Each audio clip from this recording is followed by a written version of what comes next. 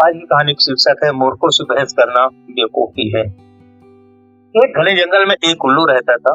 उसे दिन में कुछ भी दिखाई नहीं देता था, इसलिए वह दिन भर पेड़ में छिपकर ही रहता और रात होने पर बाहर भोजन ढूंढने निकलता। वो इसी तरह नियमित रूप से अपनी दिनचर्या का पालन करता था। एक रोज भरी दोपहर में कहीं से एक बंदर उस पेड़ पर आया। उस दिन बहुत तेज गर्मी थी। गर्मी से बचने के लिए वो बंदर पेड़ पर ही बैठ गया और कहने लगा, कितनी तेज गर्मी है, ऐसा लग रहा मानो आसमान में सूरज नहीं कोई आग का गोला चमक रहा है जो आग बरसा रहा है। बंदर की बातें सुनकर उल्लू से रहा नहीं गया और वो बोला, ये क्या तुम कह रहे हो, तो सरासर झूठी बात है। हाँ, अगर तुम सूरज नहीं चांद की चमकने की बात करते तो मैं मान लेता। उल्लू की बातें सुन बंदर ने कहा, अरे भाई, दिन में भला चंद्रमा कैसे चमक सकता है, वो तो रात में कोई निकलता है। दिन के समय तो सूरज ही होता है और उसी वजह से इतनी गर्मी भी होती है।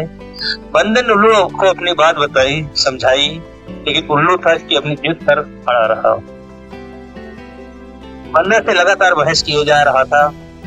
जब दोनों के बीच तर्क वितर्क का कोई परिणाम न निकला तो उल्लू ने कहा कि ऐसा करते हैं, मेरे मित्र के पास चलते हैं और उनसे पूछते हैं कि वही सच बताएंगे। उल्लू की बात मानकर बंदर उसके साथ चल पड़ा। वो दोनों एक दूसरे पेड़ पर गए जहाँ एक दो नहीं बल्कि कई सारे उल्लुओं का झुंड था। उल्लू ने उन सबसे कहा, ये बताओ आसमान में क्या सूरज चमक रहा है?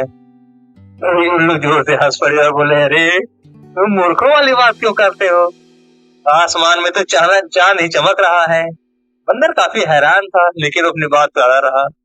तभी उल्लू ने उसका खूब मजाक उड़ाया, लेकिन जब बंदर ने उनकी बात नहीं मानी तो उन सबको गुस्सा आ गया और बंदर को मारने के लिए एक साथ उस पर झपट पड़े। दिन का समय था, इसी वजह से उल्लुओं को कम दिखाई दे रहा था, इसलिए बंदर अपनी जान बचाकर वहां से भाग निकलने में सफल हो गया।